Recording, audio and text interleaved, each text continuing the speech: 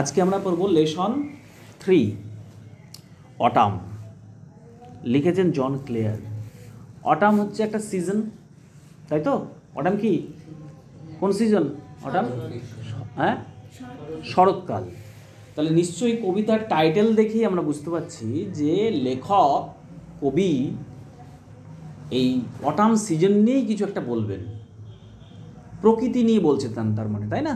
তার মানে এই কবিতার টাইটেল থেকেই বুঝতে পারছি যে বিষয়বস্তুটা কী হতে চলেছে, এবং কবি যে প্রকৃতিপ্রেমী তার ইঙ্গিত আমরা পাচ্ছি, তাই তো? তো যাই হোক, জন ক্লেয়ার সম্পর্কে তোমরা একটু জেনে নাও। জন ক্লেয়ার হচ্ছেন একজন ওয়াজ অ্যান ইংলিশ পোয়েট, মানে ইংল্যান্ডের বাসিন্দা, ইংরেজ কবি, famous for his celebratory representation of the English countryside and his lamentation of its disruption। অর্থাৎ তিনি বিখ্যাত এই কারণেই যে তিনি ইংল্যান্ডের কান্ট্রি সাইড অর্থাৎ গ্রাম্য দিকগুলো, তার প্রকৃতি, ন্যাচারাল বিউটি, এই সবগুলো তার কবিতার মাধ্যমে তুলে ধরতেন। তাছাড়া সেই সমস্ত গ্রামাঞ্চলের যে বিউটির বা সৌন্দর্যের যে অধঃপতন, সেই অধঃপতনের জন্য তার ল্যামেন্টেশনও আমরা কবিতার মধ্যে দেখতে পাই। ল্যামেন্টেশন মানে কি? ল্যামেন্ট মানে অ্যাকচুয়ালি কান্না করা, অর্থাৎ তার যে মনে কষ্ট, সেই কষ্টটাও আমরা কবিতার মাধ্যমেই দেখতে পাই। Some of his notable collections of poetry আর, তার কিছু উল্লেখযোগ্য কবিতাগুলো হচ্ছে first love, snow storm, the village minstrel and other poems etcetera. আরও অন্যান্য বিভিন্ন পোয়েম তার আছে, বিখ্যাত poem. The following poem presents a pen picture of the mellow beauty of autumn. এই যে আমরা কবিতাটা পড়তে চলেছি অটাম, এই কবিতায় তিনি একটা পেন পিকচার তুলে ধরেছেন, অর্থাৎ খুব সুন্দর ছবি তুলে ধরেছেন, যে ছবিটা অটাম সিজনের একটা খুব মিষ্টি একটা বিউটি প্রতিফলিত হচ্ছে তার কবিতার মধ্য দিয়ে। As this season comes just before winter, যেহেতু এই সিজনটা কখন আসে? কামস জাস্ট বিফোর উইন্টার, উইন্টারের আগে আসে। It is characterized by falling leaves, এবং তার ফলে কি হয়? এটা বৈশিষ্ট্যপূর্ণ হয় এই কারণে, এইভাবেই যে গাছপালাগুলো সব আস্তে আস্তে তাদের পাতাগুলো ঝরে পড়ে, এবং bare branches and strong winds. আর কি দেখতে পাই না? তো এই সিজনে আমরা গাছের বেয়ার খালি শুধু শাখা প্রশাখা দেখতে পাই, কারণ এই সময় পাতাগুলো সব ঝরে যায়, বিবর্ণ হয়ে যায় এবং ঝরে যায়। স্ট্রং উইন্ডস, আর কি দেখতে পাই? ঝোড়ো হাওয়া, বেশ শক্তিশালী হাওয়া এই সময় বয়, সেটা আমরা দেখতে পাই। তো চলো, কবিতার মধ্যে কবি কি কি বিউটি তুলে ধরেছেন সেটা আমরা অবজার্ভ করি, লক্ষ্য করি। কবি বলছেন, I love the fitful gust that shakes the casement all day. আমি ভালোবাসি দ্য ফিটফুল গাস্ট। গাস্ট মানে কি? দমকা হাওয়া। তাহলে I love the fitful gust that shakes মানে কি? এস যুক্ত হয়েছে, সেক মানে হচ্ছে নড়ানো, তাই না? তাহলে I love the fitful gust, fitful মানে কি? অকেশনাল, ফিটফুল মানে অকেশনাল। তাহলে I love the fitful gust, আমি ভালোবাসি সেই মাঝে মাঝে বয়ে যাওয়া দমকা হাওয়া, দ্যাট যেটা sex the casement all day মানে সারাদিন, আর সেকটা হচ্ছে ভার্ব, তাই তো? প্রেজেন্ট ইনডিফিনাইটে বলছেন কবি, তাই এস যুক্ত হয়েছে। সেক্স দ্য কেসমেন্ট মানে কি? বড় জানালা, তাই তো? গড়াধীন জানালা মানে বেশ বড় আকারের দরজার মতন জানালা, যেটা দিয়ে তোমার বেরোনোও যাবে আবার ঢোকাও যাবে, মানে কোনো মাঝে কোনো থাকে না, গড়াধীন বলছে এটাকে, অথচ জানালা দরজার মতো, সেটাকে বলছে কেসমেন্ট। তাহলে কি হয়? দ্য কেসমেন্ট অল ডে, যেটা দ্যাট সেক্স দ্য কেসমেন্ট, যে দমকা হাওয়াটা নাড়িয়ে দেয়, কাকে নাড়িয়ে দেয়? দ্য কেসমেন্ট, বা নাড়াই কাকে? না জানালাগুলোকে, অল ডে, সারাদিন ধরে। এইটা আমি ভালোবাসি। কে বলছে এটা? কবি বলছে এই দৃশ্যটা, এই অটাম সিজনের এই দৃশ্যটা আমার খুব ভালো লাগে, আমি ভালোবাসি। And from the mossy elm tree, আর কি ভালোবাসি? লেখক বলছেন আর কি ভালোবাসি? And from the mossy elm tree, আর ভালোবাসি from the mossy elm tree. এলম ট্রি, মসি মানে কি? শ্যাওলা, তাই তো? মস মানে শ্যাওলা, মসিটা এখানে অ্যাডজেক্টিভ, মানে শ্যাওলা যুক্ত। তাহলে from the mossy elm tree, এলম ট্রি মানে কি? দেবদারু জাতীয় একটা গাছ। তাহলে এলম ট্রি, যে এলম ট্রিটা শ্যাওলা যুক্ত, মানে ওর গায়ে শ্যাওলা জড়িয়ে আছে, এই শ্যাওলাযুক্ত এলম ট্রি আমি ভালোবাসি। From the mossy elm tree, এই শ্যাওলাযুক্ত এলম ট্রি থেকে, ফ্রম মানে থেকে, takes the faded leaves away. Actually এখানে ভার্বটা কোনটা বলো? ভার্বটা কোনটা? টেক। টেকের সঙ্গে দেখো এস যুক্ত হয়েছে, তাহলে টেক্স মানে নেয়, কিন্তু টেক্সের সঙ্গে এখানে একটা অ্যাওয়ে যুক্ত আছে, টেক অ্যাওয়ে। বুঝতে পেরেছো? অর্থাৎ শুধু টেক নয়, টেক অ্যাওয়ে। টেক অ্যাওয়ে হচ্ছে একটা গ্রুপ ভার্ব।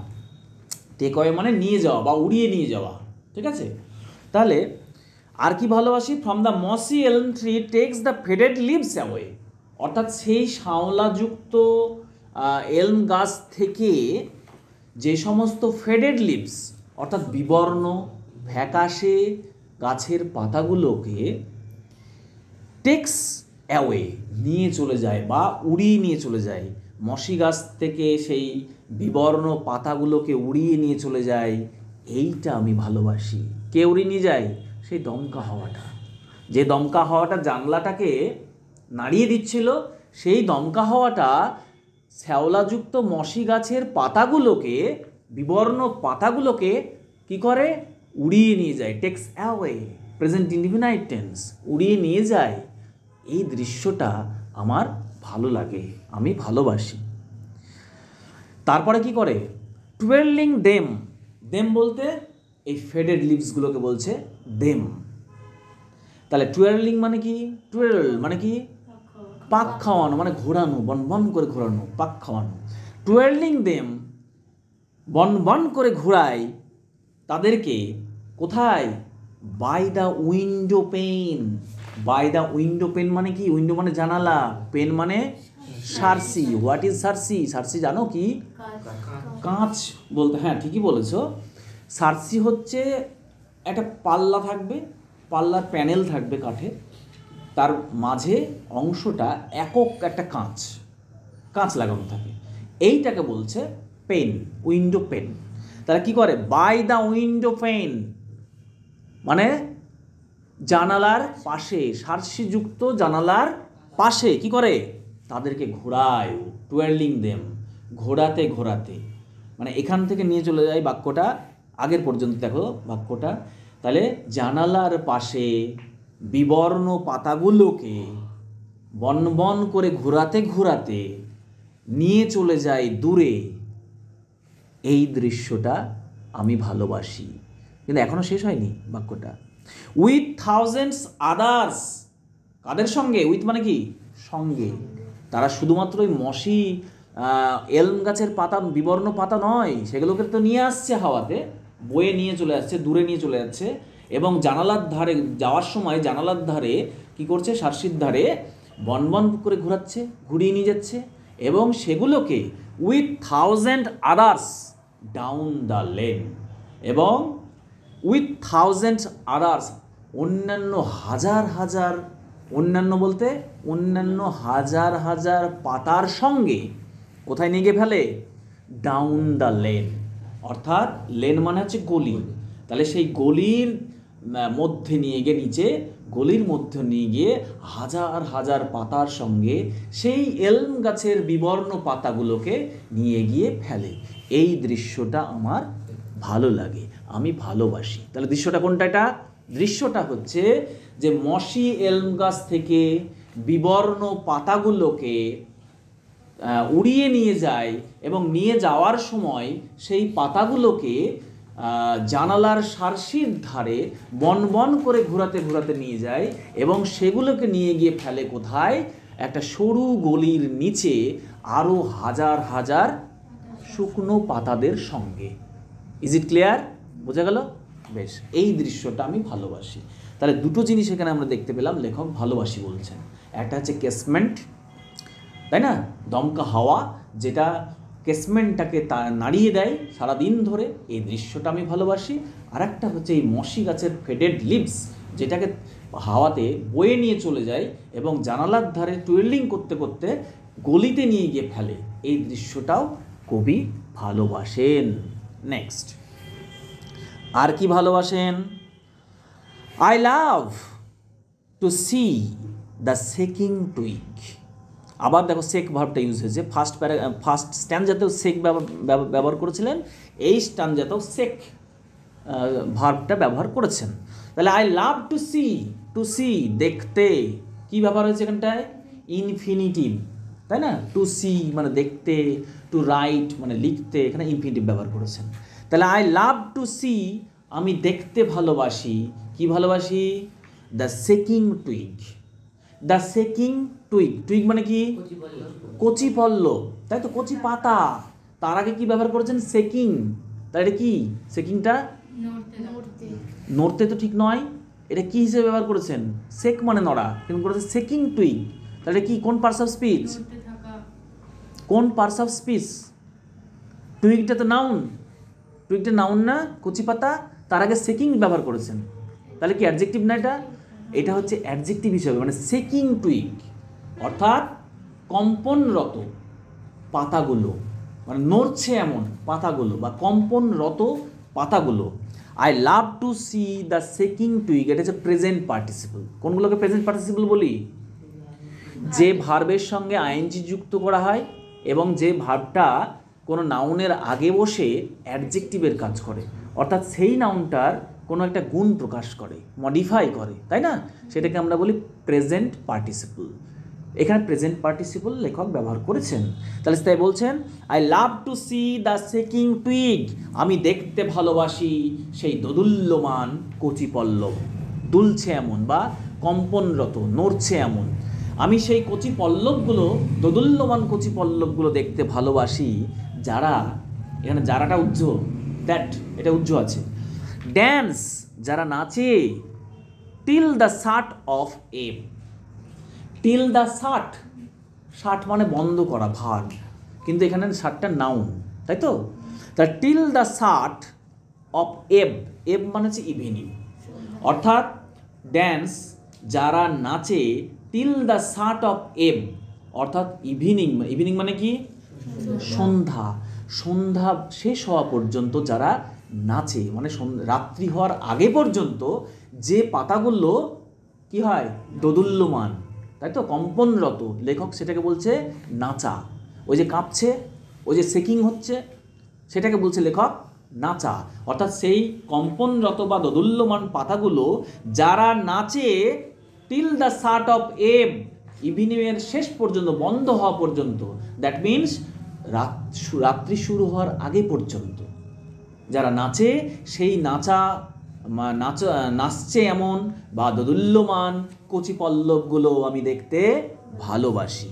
আর কি ভালোবাসেন? দেখো, the Sparrow on the cottage rig, আরও ভালোবাসি কোনগুলো? দ্য স্প্যারো, স্প্যারো মানে কি? চড়ুই পাখিগুলোকে ভালোবাসি। কোন চড়ুই পাখি? যে কোনো চড়ুই পাখি না, the Sparrow on the cottage rig. Cottage মানে কি? কুঁড়ে ঘর। রিগ মানে কি? চাল, হ্যাঁ চাল, ছাদ বা চাল। তাহলে the Sparrow on the cottage rig, আরও ভালোবাসি সেই কুঁড়ে ঘরের চালে থাকা চড়ুই পাখিগুলো। যার, দেখো পরের লাইনে দিয়েছে, হুজ, যার, চার্প, যার চার্প মানে কি বলো? কিচির মিচির বা কলতান বলে ভালোবাসায়। তাহলে যার কলতান মানে যার কিচির মিচির, হুজ চার্প, যার কলতান, উড মেক বিলিভ অর্থাৎ বিশ্বাস করাবে। উড মেক বিলিভ, বিলিভ মানে বিশ্বাস করা, তাই তো? আই বিলিভ মানে বিশ্বাস করি, আই বিলিভ। বিশ্বাস করি, আর মেক বিলিভ মানে হচ্ছে বিশ্বাস করানো, পজিটিভ ভার্ব। বুঝতে পেরেছো? এখানে মেকটাকে ভার্বের আগে ব্যবহার করে করানো অর্থে ব্যবহার করা হয়েছে। তাহলে আই বিলিভ মানে বিশ্বাস করি, আই মেক বিলিভ হিম মানে আমি তাকে বিশ্বাস করাই। ওকে, তাহলে হুজ চার উড মেক বিলিভ, যার কিচিরমিচির, যার কলতান বিশ্বাস করাবে। কি বিশ্বাস করাবে? দ্যাট যে স্প্রিং, স্প্রিং মানে বসন্ত, বসন্ত was just now flirting by. Flirt মানে হচ্ছে খুনসুটি করা। তাহলে just that spring was just now flirting by, অর্থাৎ কি বিশ্বাস করায়? যে বসন্ত যেন খুনসুটি করছে, জাস্ট মানে সবে, অর্থাৎ বসন্ত যেন খুনসুটি করছে সবে, অর্থাৎ এখানে অন্য একটা সিজনের ইঙ্গিত দেওয়া হচ্ছে। আমাদের সিজন যে চেঞ্জ হয় সেই চেঞ্জিংয়ের সঙ্গে ইংল্যান্ডের সিজন চেঞ্জের ডিফারেন্স আছে। বোঝা গেল? অর্থাৎ এখানে বলতে চাইছেন যে বসন্ত জাস্ট ফ্লার্ট করছে, অর্থাৎ আসতে চলেছে, বসন্ত আসতে চলেছে। ইন সামার স্ল্যাপ, কাকে নিয়ে? কার কোলে? কার কোলে আসছে? গ্রীষ্মের কোলে আসছে। বোঝা গেল? ইন সামার স্ল্যাপ, ল্যাপ মানে কোল, কার কোলে? এত সামারের কোলে, গ্রীষ্মের কোলে। কিভাবে? With flowers to lie, with flowers মানে কি? ফুল নিয়ে, ফুল নিয়ে টু লাই, লাই মানে শুয়ে থাকা, এখানে জিরোবে বলে বা আরাম করবে বলে বা বিশ্রাম করবে বলে। এখানে একটা অন্য ধরনের বাক্য ব্যবহার করা হয়েছে, অর্থাৎ এখানে লেখক গ্রীষ্মের এবং বসন্তের সিজনের ইঙ্গিত দিয়েছেন, যে এরা ফ্লার্টিং মানে এরাও দরজার কড়া নাড়ছে, এসবগুলো। নেক্সট দেখো, আর কি ভালোবাসেন লেখক? আরও ভালোবাসেন I love to C the cottage smoke, আমি ভালোবাসি দেখতে দ্য কটেজ স্মোক, অর্থাৎ কুঁড়ে ঘরের ধোঁয়া। কোন ধোঁয়াগুলো? প্রত্যেকটা স্ট্যান্জাতেই যে ভালোবাসিটা বলছে তার পরের লাইনেই সেটাকে আরও বিশদভাবে তিনি বলেছেন। এখানেও বলছেন ভালোবাসি কোনটা? না, দ্য কটেজ স্মোক, অর্থাৎ কুঁড়ে ঘরের ধোঁয়াটা ভালোবাসি। কিন্তু কুঁড়ে ঘরের যে কোনো ধোঁয়া নয়। কোন ধোঁয়াটা ভালোবাসেন? দেখো নিচের লাইনেই বলছেন। কি বলছেন? কার্ল আপওয়ার্ডস মানে দ্যাট ওয়াজ কার্লিং আপওয়ার্ড, অর্থাৎ যেটা ওপরের দিকে কার্ল, কার্ল মানে কি? পাকানো, পাক খাওয়া, কোঁকড়ানো, তাই তো? কার্ল হেয়ার মানে কোঁকড়ানো চুল, তাই তো? তাহলে যেটা পাক খেতে খেতে ওঠে টুয়ার্ড আপওয়ার্ডস, কোন দিকে? ওপরের দিকে। থ্রো দ্য নেকেড ট্রিজ, কার মধ্য দিয়ে? Through the naked trees, naked মানে ন্যাড়া বা উলঙ্গ। এখানে কি? এখানে মানে কি? এখানে মানে হচ্ছে গাছটা উলঙ্গ বা ন্যাড়া, এই কারণেই বলা হচ্ছে যে ওর পাতাগুলো কি হচ্ছে? সব বিবর্ণ হয়ে গেছে, তাই তো? সব ঝরে গেছে, এখন কি শুধু ব্রাঞ্চ, শাখা প্রশাখা, পাতা নেই। তাই বলছে বেয়ার বলা যায় বা এটাকে বলা যায় নেকেড ট্রিজ, বেয়ার ট্রিজও বলা যায়। তাহলে সেই নেকেড ট্রিজের মধ্য দিয়ে, থ্রো মানে মধ্য দিয়ে, তাহলে দৃশ্যটা ভাবো, কল্পনা করো, কোন দৃশ্যটা ভালোবাসেন লেখক? একটা কুঁড়ে ঘর, যে কুঁড়ে ঘরটা কোনো একটা গাছের নিচে অবস্থান করছে, কুঁড়ে ঘরের থেকে ধোঁয়া বেরোচ্ছে। ধোঁয়াটা কোন ধোঁয়া? না তো কুঁড়ে ঘরে যে উনুন থাকে সেই উনুনে রান্না হচ্ছে, তার মানে রান্না হওয়ার ফলে সেখানে রান্না যে হওয়ার ফলে ধোঁয়া তৈরি হচ্ছে, সেই ধোঁয়াটা কুঁড়ে ঘরের মধ্য থেকে বেরোচ্ছে এবং সেই নেকেড ট্রিজের মধ্য দিয়ে ওপরের দিকে চলে যাচ্ছে, কোঁকড়ানো অবস্থায় পাক খেতে খেতে ওপরের দিকে চলে যাচ্ছে। এই দৃশ্যটা লেখক খুবই ভালোবাসেন। বোঝা গেল দৃশ্যটা? এই যে আমরা পোয়েমটা পড়ছি, মনে হচ্ছে না কল্পনার মধ্য দিয়ে প্রত্যেকটা ছবি আমরা দেখতে পাচ্ছি, তাই না? তাই এটাকে বলা হয় পিকচার স্কিউ ডেসক্রিপশন বা ন্যারেটিভ। একদম সুন্দর একটা ছবির মতো, তাই পেন পিকচার কথাটা ব্যবহার করা হয়েছে প্রথমেই। বুঝতে পারছি? এমনভাবে তিনি ব্যাখ্যাটা দিয়েছেন সিজনের, যেন আমরা প্রত্যেকটা দৃশ্য, যে দৃশ্যটা লেখক কবি ভালোবাসেন, সেই দৃশ্যটা যেন আমরা দেখতে পাচ্ছি, আমরা অনুভব করছি। তাহলে curl upwards through the naked trees, অর্থাৎ সেই ন্যাড়া গাছের বা ফাঁকা গাছের মধ্য দিয়ে পেঁচিয়ে পেঁচিয়ে ওঠা সেই ধোঁয়াটাকে আমি দেখতে ভালোবাসি।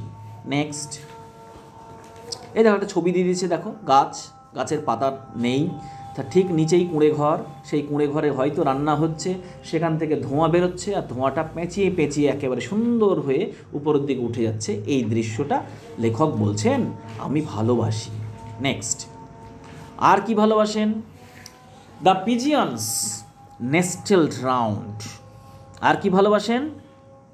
পায়রাগুলি। কোন পায়রাগুলি? যে পায়রাগুলি নেস্টেলড রাউন্ড। রাউন্ড মানে কি? রাউন্ড মানে চারিদিকে, তাই না? নেস্টেলড মানে কি? নেস্টেল মানে এটাকে ভার্ব হিসেবে ব্যবহার করছে। নেস্টেলড এমন। নেস্টেল মানে কি? বাসা, কিন্তু এটাকে ভার্ব হিসেবে ব্যবহার করছে, অর্থাৎ পাখির বাসা। আর একটা ওয়ার্ড ব্যবহার করেছেন, রাউন্ড দ্য কোট। কোট মানে কি?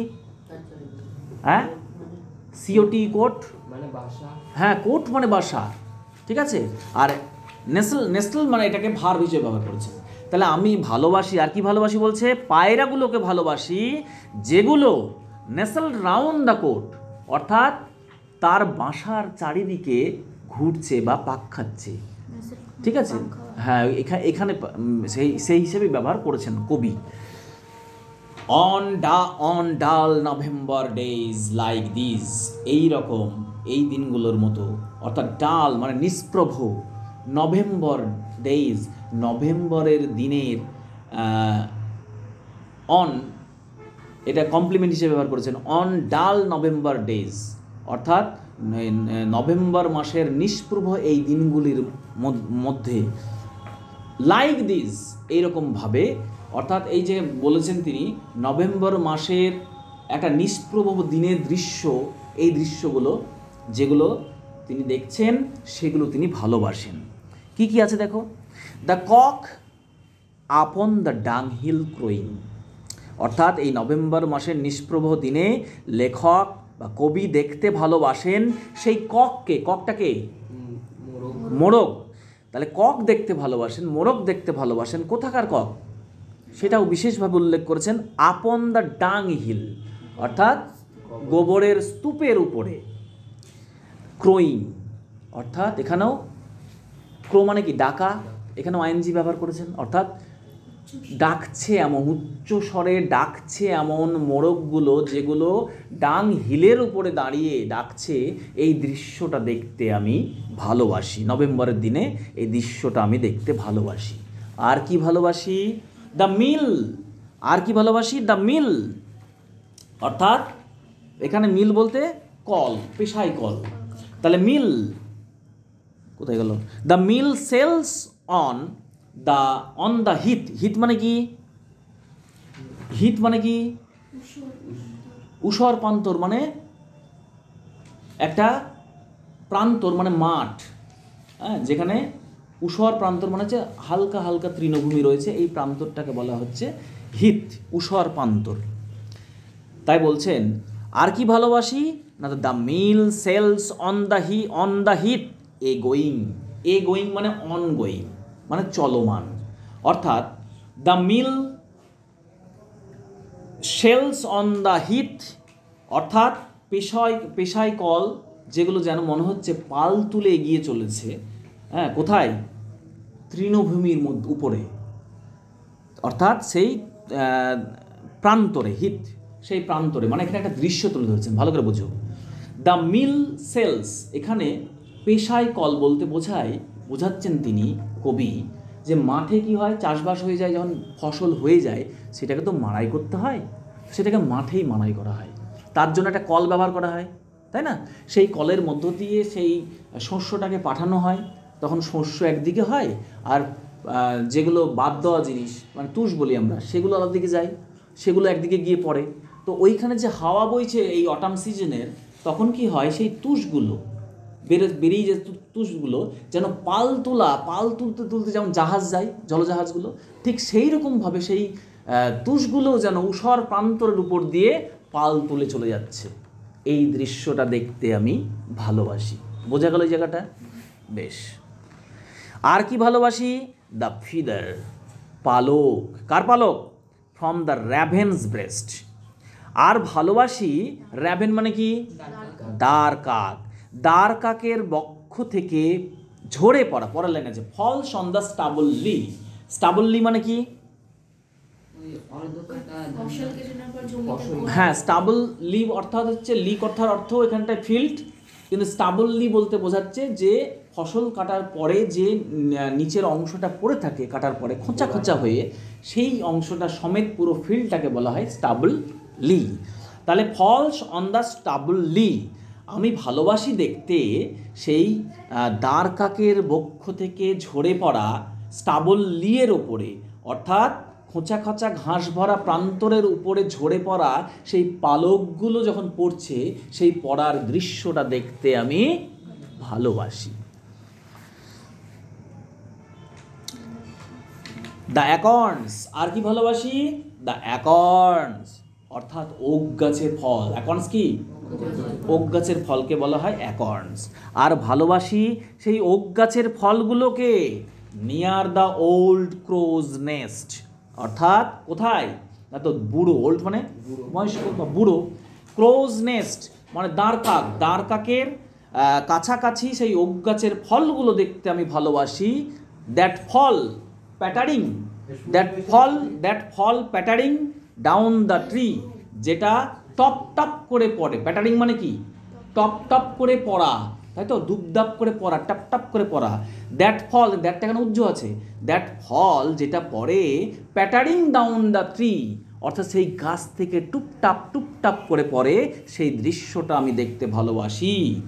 দ্য গ্রান্টিং পিগস, অর্থাৎ গ্রান্টিং মানে কি? গুদগুদ করা সেই শুকুরগুলো, দ্যাট ওয়েট ফর অল, এইটার জন্য যারা অপেক্ষা করে, মানে সেই অ্যাকর্নস ফলগুলো পড়বে এইটার অপেক্ষা করে বসে থাকে, এই দৃশ্যটা দেখতে আমি ভালোবাসি। স্ক্র্যাম্বল অ্যান্ড হারি হোয়ার দে ফল, স্ক্র্যাম্বল মানে কি? ঠেলাঠেলি করা, অ্যান্ড হারি মানে কি? তাড়াতাড়ি করা। যারা ওই ফলটা পড়ছে অমনি তাড়াহুড়ো করছে, অমনি তারা গুঁতোগুতি করছে, অর্থাৎ গুঁতোগুতি করতে তাড়াহুড়ো করতে করতে তারা যেখানে ফলটা পড়ছে সেখানে গিয়ে যাওয়ার জন্য তারা তাড়াহুড়ো করে। এই দৃশ্যটা লেখক দেখতে ভালোবাসেন, তাই বলছেন এই দৃশ্যটা আমি দেখতে ভালোবাসি। তাহলে এই পুরো যে পোয়েমটাই, কবিতাটাই লেখক একটা সুন্দর পেন পিকচার দিয়েছে, পিকচার্স কিউ একটা ডেসক্রিপশন দিয়েছেন অটাম সিজনের, সেই সিজনটা যেটা তিনি ভালোবাসেন। ঠিক আছে, বোঝা গেল? ওকে।